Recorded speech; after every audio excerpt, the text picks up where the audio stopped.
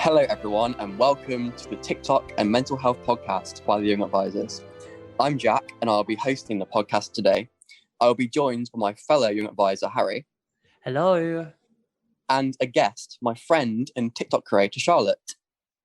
Hi. This podcast will be a part of our social media podcast series, focusing on the platform of TikTok. In this podcast, we will explore our opinions of TikTok videos, the community on TikTok, as well as on TikTok creators. We will also explore our own individual experience of using TikTok and how it has impacted on our mental well-being. Before we start, I'm just going to give a few kind of like context, background facts. So they're all based on 3 different studies, but the first study found that during the first week of lockdown in 2020, in the United Kingdom, downloads of the app increased by 34%. So there's been quite a growth in kind of like the usage rate of TikTok lately. It has also been reported that 41% of TikTok users are aged 16 to 24. And children aged 4 to 15 spend almost as much time on TikTok as they do watching YouTube videos. So again, like based on these last 2 facts, it's evident that TikTok is very popular amongst young people.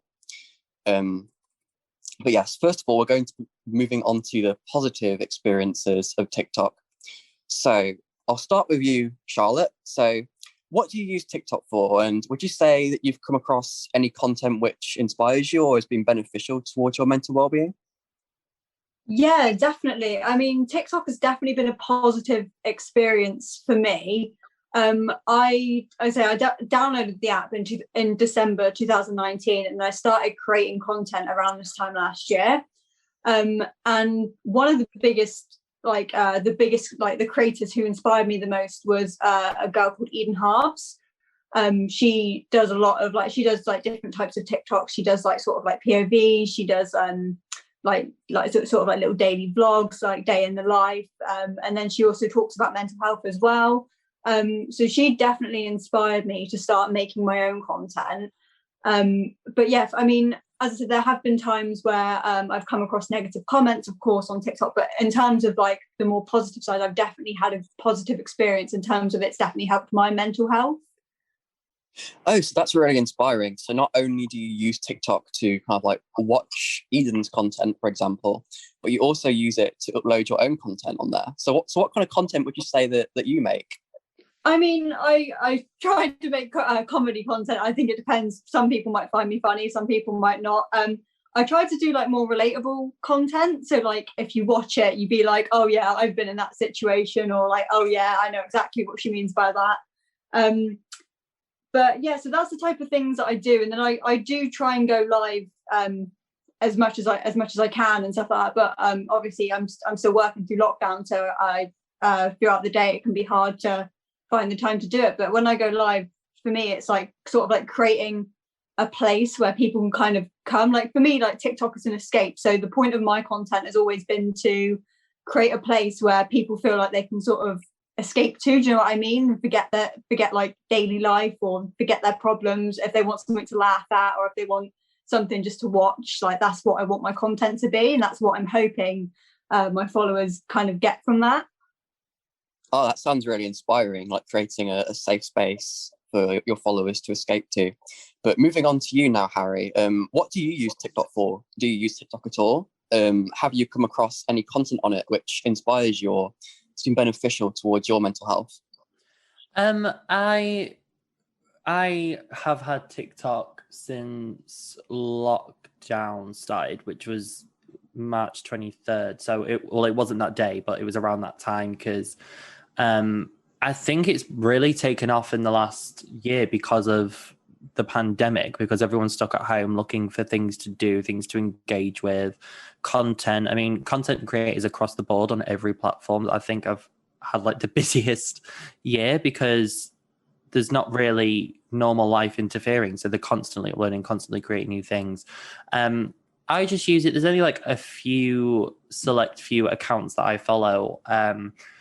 So I use it for entertainment. And then in terms of the positive side of TikTok, I on the For You page, obviously, if you're connected with your Facebook, it brings up friends accounts, and there's this one guy who I went to university with who's called Sam Brearley, and I think he is called Brearley Sam on TikTok, and he's got like nearly 25,000 followers, and he is so consistent with his uploading, but his content is all about positive mental health.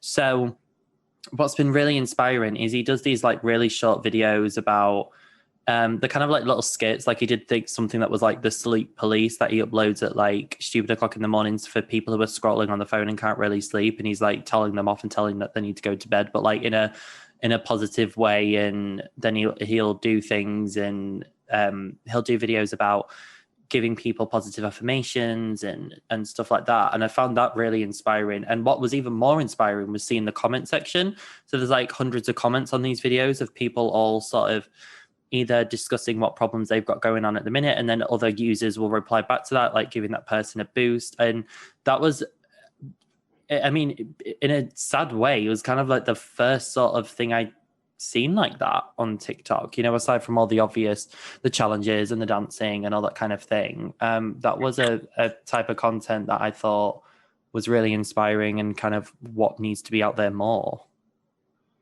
Interesting. So, I mean, I've definitely seen positive content as well to do with mental health. Like for me, the content that I've seen just on my feed in general has been to do with recovery stories. So mainly stories about experiences recovering from mental kind of disorders such as depression, anxiety, sometimes even eating disorders. And yeah, I think that content actually, it is quite niche, to be fair, like you said. And although that there is inspiring content, I suppose it is actually a minority, perhaps, would you say? Yeah, it's I think I'm at like the age where I've grown up with different platforms coming and going that have like taken like the demographics attention for a while. So I remember Tumblr having the same sort of thing. I remember Vine having the same sort of thing, Instagram, YouTube, and now TikTok's like the top platform, where it's a lot of the same stuff that always happens across all those sites, and every few years is like the same content but just by new people. And it's very rare that you come across something that's very wholesome, I guess, and it's refreshing because everyone talks about mental health, but well, now they do, but you know, it's very rare that there's just being positive for positive's sake. You know, instead of going, look after your mental health, it's like, I'm going to actually give you a tip on how to do that, or I'm going to try and motivate you, or I'm going to pretend to be someone who's angry with you because you haven't drunk enough water today. Like, you know, it's just, it's nice to see that. And I hope that that becomes a bigger part of social media. Definitely. So yeah, hopefully this niche kind of area of TikTok will expand because of what people have realized during lockdown. But yeah, I might as well say what I use TikTok for. So I mainly use TikTok for kind of like just watching videos, really. Like I'm not a creator. Like, I'm much like Harry in the fact that I literally just use TikTok to watch people's videos. Although I'd say that I follow more accounts perhaps than Harry does. And I follow a lot of like strangers accounts purely because they're inspiring and positive. And I like to, it's the same as my Instagram really, in the fact that I like to tailor my feed towards inspiring and positive content, and sometimes even content that's like mirrors my hobbies and interests. Like I'm a big fan of Lord of the Rings and Harry Potter.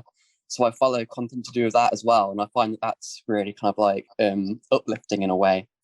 But yeah, moving on to the next part of this section. So start again with Charlotte. So what do you think of the TikTok community in general then, would you say?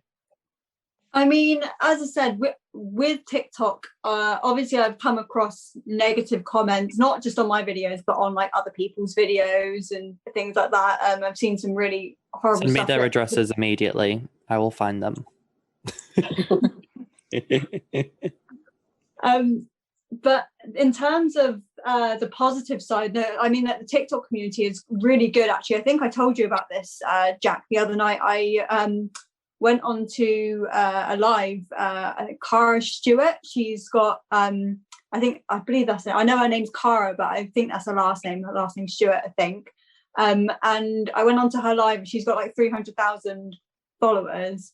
And I just went on there and I said hello, and she literally was like, she saw me and my comment, she was like, your profile picture's so pretty, and she gave me a follow. And I just think like that is like the kind of person that you want to follow on TikTok, like people who are kind. And that's what I like to do. I like to find people who create content and who are genuinely kind.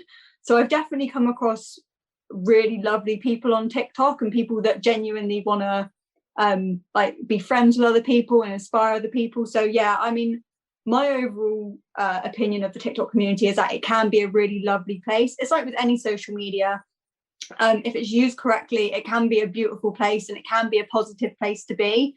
Obviously there are people who try to use it negatively, but when people use it to be positive and to uplift other people, and it's like, you know, like I see that there's videos like girls supporting girls and people, like just people supporting other people and other creators.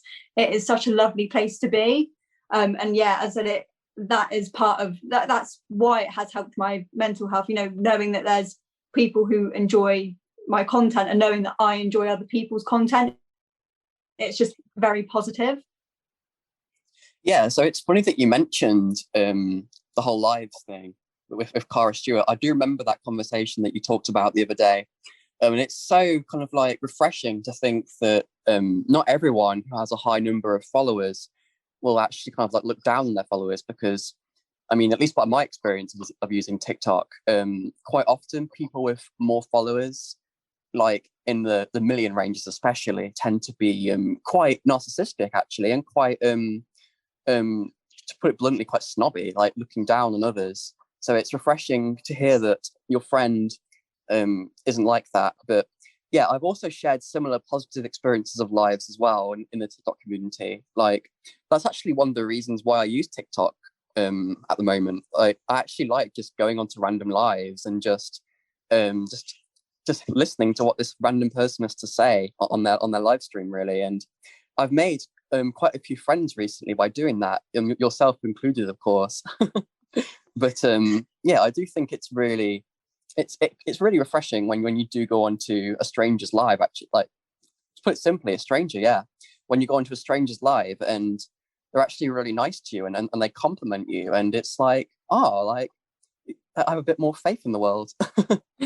But anyway, moving on to Harry. What is your general kind of like opinion of the TikTok community? I mean, if we talk about like the mainstream TikTok community, like the people with the most followers and stuff, I honestly could not care less. Because to me, it's recycled. Everything that they've done has been done before on the different platforms I've spoke about before. And, you know, it's great that these are young people who are, you know, creating careers for themselves and all that sort of stuff. But it seems very vapid to me, if that makes sense. It seems kind of like I don't really understand the point. And using the word community in reference to TikTok, I genuinely think it's not just a community. Like each sort of type of content has its own community, if that makes sense. There's so many subsections, so many niches that has its own community and it has its own followers. Even from creator to creator has a completely different following, you know.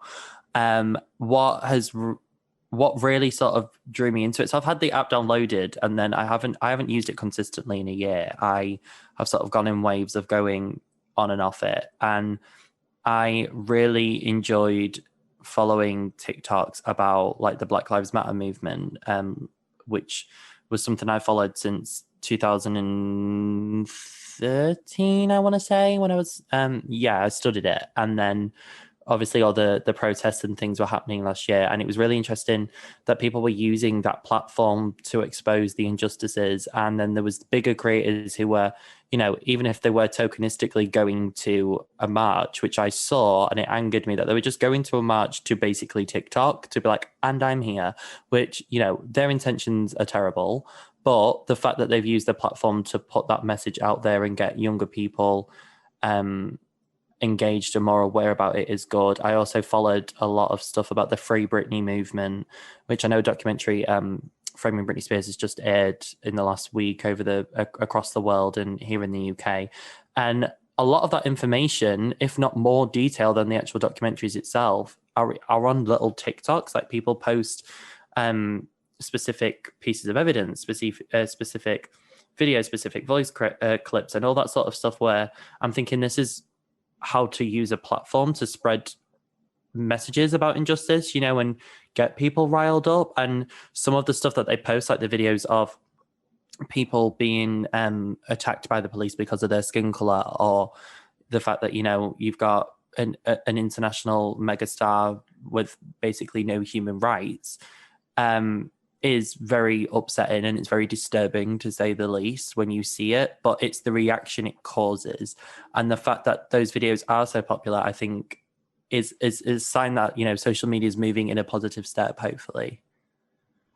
Yeah, so I think you're definitely right in the aspect that TikTok doesn't just have one community; it has these different communities within it, based on different fandoms and different creators, based on different movements as well.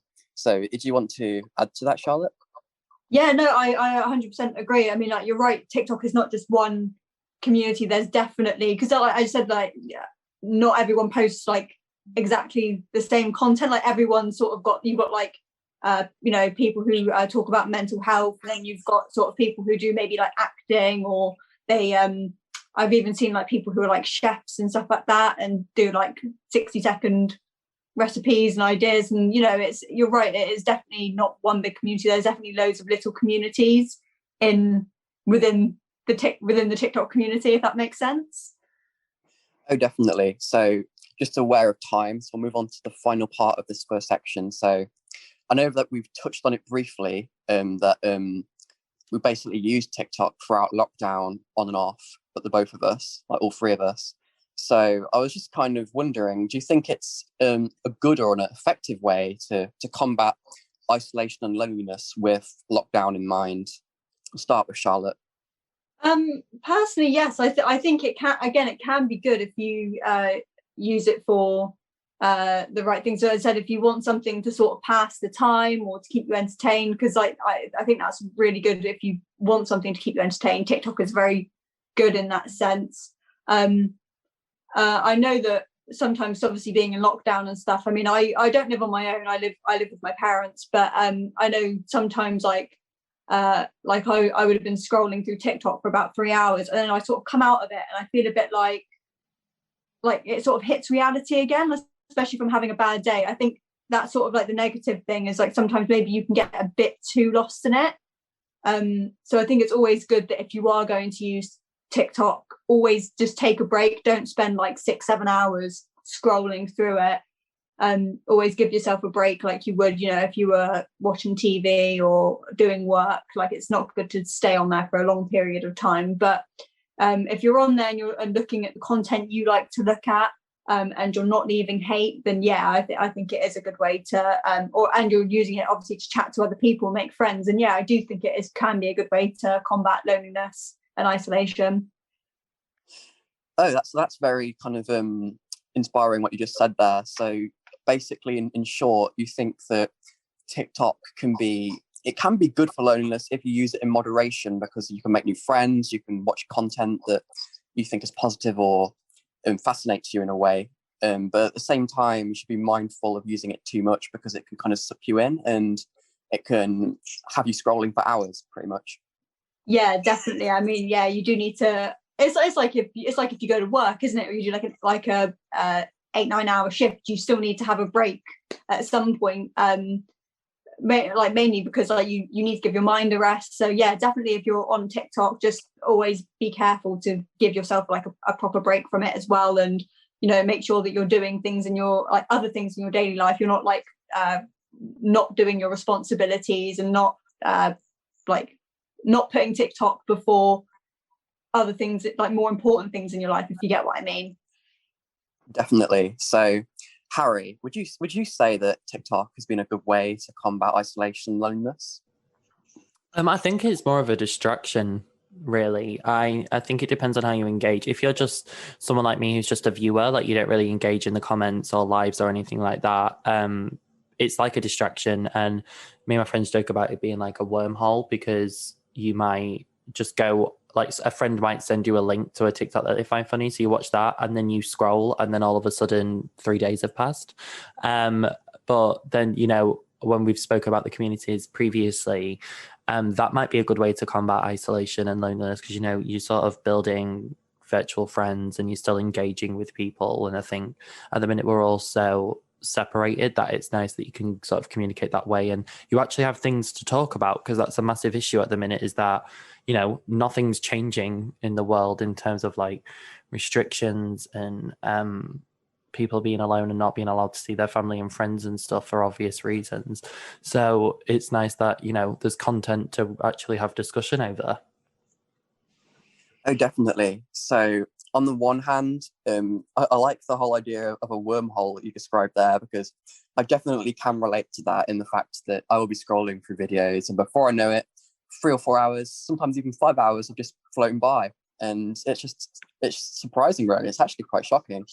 But again, like, it's important to kind of like to use it as a platform to network, like you said, especially during times like this where we're often confined to our own homes and we're unable to meet out with our friends socially, in outdoors or anywhere else, really. So yeah, I think it's important for that, like you said.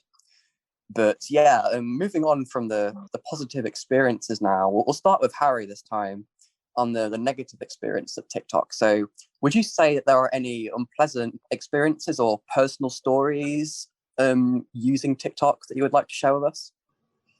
Sure. I mean, one of my points is something that I touched on earlier about the mainstream culture of it that has been recycled throughout the years on different platforms, where it is, you know, really attractive young people posting these like challenges that don't really take a lot of effort, and they get millions upon millions of views, and praised and like worshipped by really young audiences. And that, even though that's great for them and it's great to be a fan of someone and someone's content, it subconsciously and sometimes consciously puts pressure and expectations on their audience to do the same thing, or to compete, or to negatively compare themselves. Like, why don't I look like this person? There's certain filters on it, like the inverted filter, which was a massive like challenge, where people put the inverted filter on so that the image would invert, and it was basically showing you what people see you as, instead of like how your reflection naturally flips around itself in the mirror.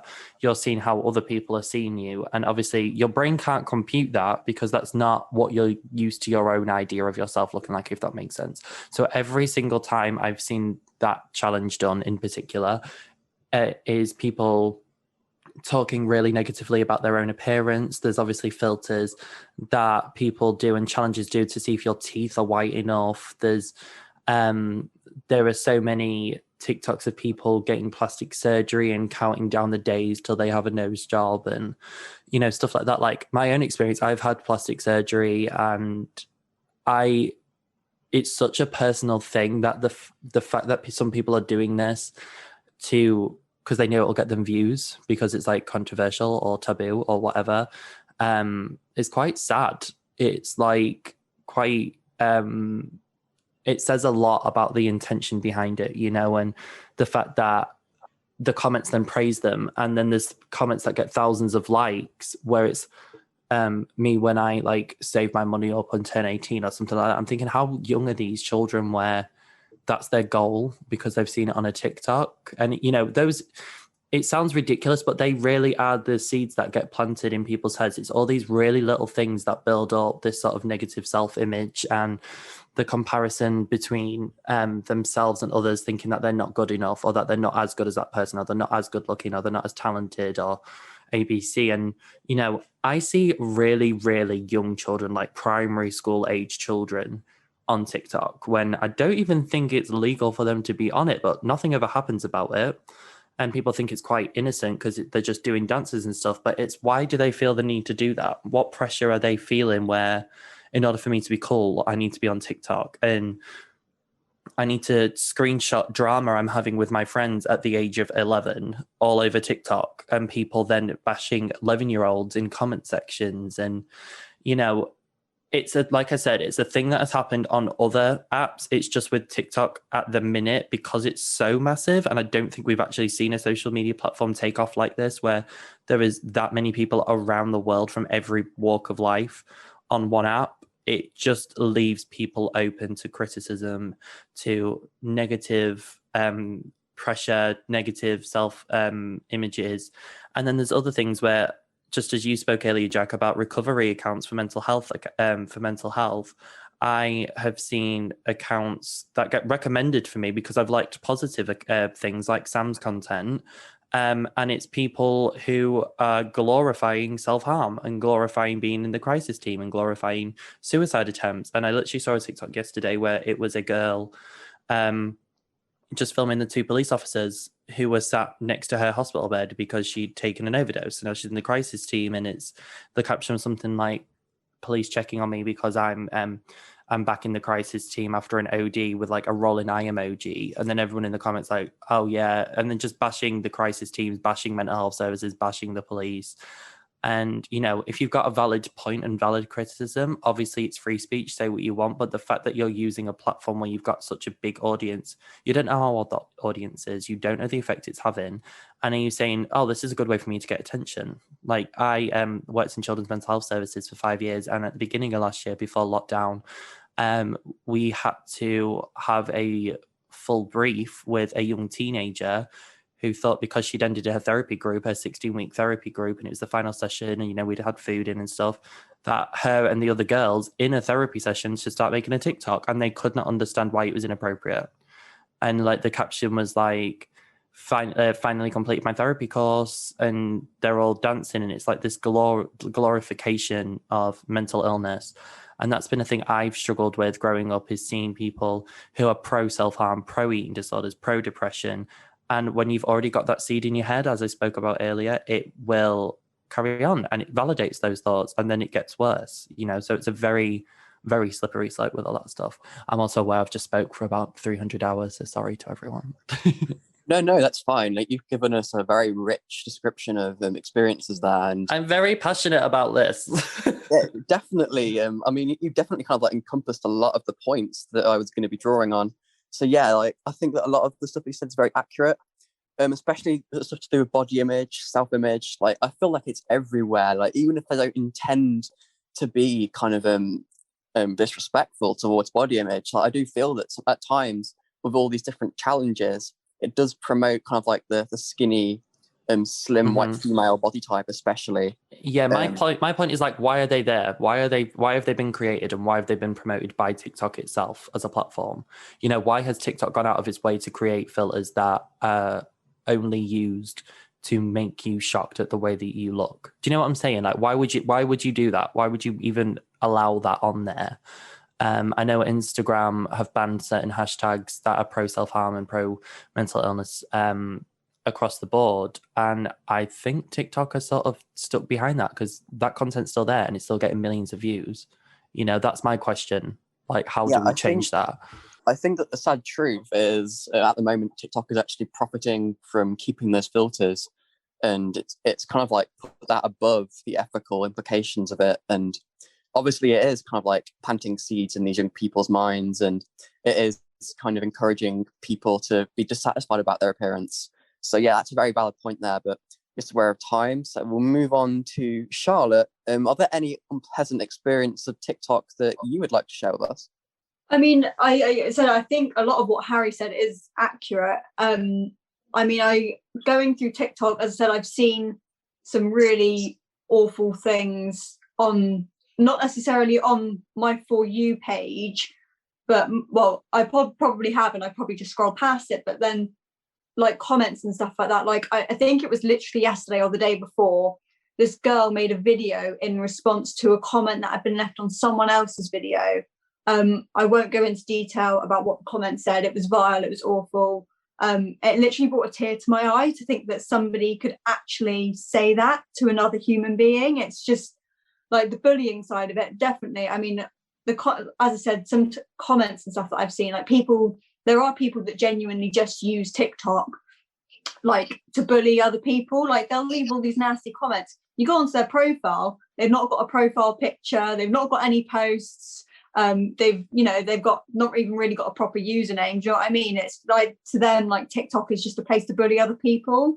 So I think that is definitely a very negative side of TikTok. And also as well, I think I don't know, I touching on sort of what Harry said, a lot of videos who promote, I'm trying to think of the correct word. Did you say like pro mental illness and things like that? Like, sometimes videos blow up so quickly that they've got like I know that sometimes TikTok will strike a video for breaking community guidelines, but sometimes like these videos that are like pro mental illness and pro suicide, they'll literally, like, the videos will go viral, and sometimes they won't even get a community guideline strike, or they'll get one when millions of people have seen it, and it's almost like the damage is done. Then it's like, like, why would you allow a video like that to go viral when it can have, as you said, there's so many young children as well on TikTok, like as young as, I've seen kids as young as like 4 or 5 pop up on my For You page. I think, it's such a, you've got to be so careful on these platforms, because at the end of the day, not only do you have like young people, but also like at any age, like seeing negative comments and stuff like that, seeing negative comments not only on your videos but on like someone else's videos can have a really bad impact on you, instead of seeing these videos that promote mental illness and stuff like that. And as you say, like slam like is it like mental health advisors and stuff like that. I just think it's, we have to be so careful about what's being allowed to go viral. I think that's what TikTok have to be careful of. They have to be careful of what is going viral. But as I said as well, that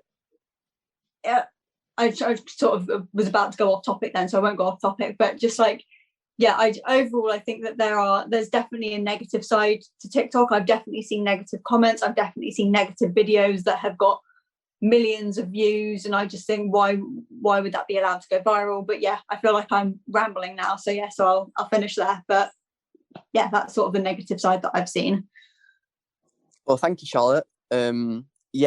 I think that we've covered a lot of negative points there, but righteously so, really, because they're really, I mean, even though TikTok can be an inspiring place and it can be beneficial to our mental well-being, and it can uplift us in some ways, experiences and different hobbies, interests, whatnot, it can also bring us down. And I do feel like both of you mentioned that it can expose us to content that we don't want to see, and expose us to content that can actually trigger people, especially. And perhaps something that should be done really on behalf of TikTok, maybe they should actually implement some kind of submission system to videos before you post them, so it can be quickly reviewed before it's allowed to go online. Because I do feel like anything can be posted, and like you said, Charlotte, it could get millions of views, it could go viral before it receives any kind of community guidelines violation. So I do feel like with videos like that, there should definitely be a submission system, or at the very least, accounts should be put under moderation for a review system based on the content they post and feedback they get. But yes, we'll move on now to the final section of this podcast, which is kind of like just our final thoughts. So we'll start again with Harry. What would you say is your ultimate verdict of TikTok, and how does it affect your mental well-being overall?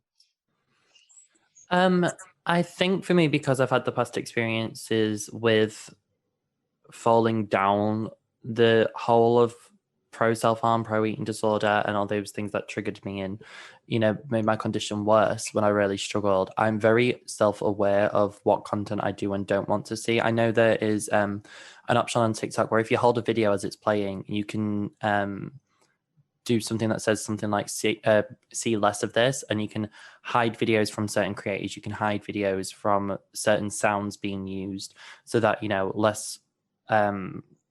less of that is shown to you on your feed, and the algorithm changes for you. So I'm quite savvy in that sense, and I've got like the beauty of hindsight. It just concerns me for younger people and those who are currently struggling with mental health, seeing things that, you know, is negatively feeding their illnesses and their conditions. So for me personally, I use it as light entertainment, and I just do it in bite-sized pieces, and I'm just aware that that's how I use social media. You know, I think after this year and after I've really struggled, I've had to make the conscious choice of coming off of certain social media apps. And like for TikTok, for me, I've not even got a profile picture. I don't even think I have an actual username. It's just like randomly generated, and I'm happy doing that. I'm happy being passive in TikTok and just enjoying the things I enjoy, and leaving it at that, really, just to sort of look after my own mental health and well-being. Yeah, so that's definitely a point we should all kind of like be thinking about. Like, it's important to be mindful of our own mental well-being and our mental health, like what we're up to on a daily basis right now. And if any of you out there that are listening right now feel that the content that you're being exposed to on any kind of social media platform, for that instance, is triggering or draining or exhausting, then maybe it's time to just take a break and to just kind of like maybe just log off your socials for a day and have a break, have a moment to breathe, have a moment to pick up things that you've been putting off, perhaps, or hobbies or interests that you haven't been doing in a while. Maybe it's time to start something new rather than going through the same routine of scrolling through your TikTok feed. But at the same time, like we mentioned earlier, I guess it depends what content you're exposed to and how often you kind of scroll through it, because at the same time, coming from my own personal point of view, even though I believe that TikTok is quite a dangerous place, actually, based on the content that can be uploaded on there, I do also think that it's been very wholesome during lockdown on the whole, because I do feel like there's been a lot of engagement, a lot of people connecting together. And I feel like lives, especially, or at least the majority of lives that I've been on, have been very facilitating, very friendly, full of people making new friends. And yeah, it's just refreshing in that regard. But Charlotte, what's your kind of overall verdict or overall opinion on TikTok, and how does it affect your mental health overall? I mean, my personal experience is that I've had a good experience on TikTok. I'm very lucky. I said I know I've got like a small following, but the people that do follow me are very supportive and very kind. So I'm lucky in that sense. Overall, it has been positive for me. It's a place for me. I'm quite a creative person.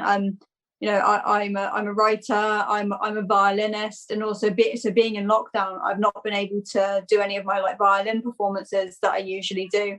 So for me, being able to be on TikTok has actually given me a place to sort of be creative. And also before TikTok as well, I used to do when I was in school, I did performing arts and I did theatre.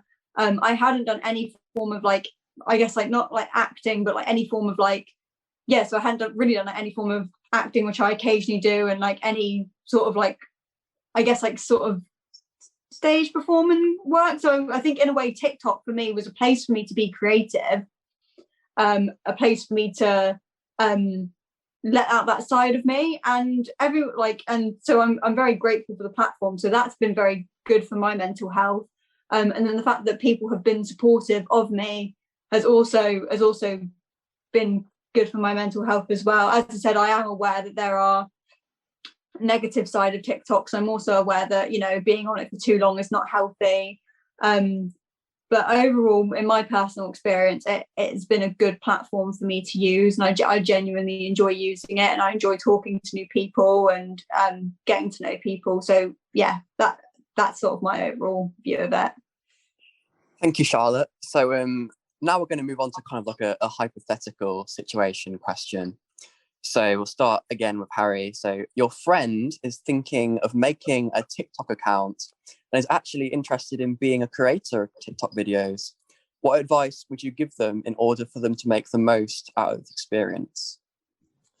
I think like the best tip for anyone entering any sort of new situation, you know, is self-awareness of your triggers, of your boundaries, of things you know you can handle and things that you don't know how you'll handle. So it's always good to sort of have a plan of, you know, I might try this and this might be like a positive thing for me. What happens if I get a negative comment? You know, it's sort of doing that. It's almost like a risk assessment, really. And I feel like we have to do that across the board for ourselves when we enter new situations. So that's really my main piece of advice, is just, you know, you've got to be your own best friend in this world and you have to look out for yourself. So if you feel like, I'm a bit nervous about this, I feel a bit anxious, I feel like I'm going into the lion's den, I'm open for like public critique, you know, all that. So if you feel like you can handle it, then great.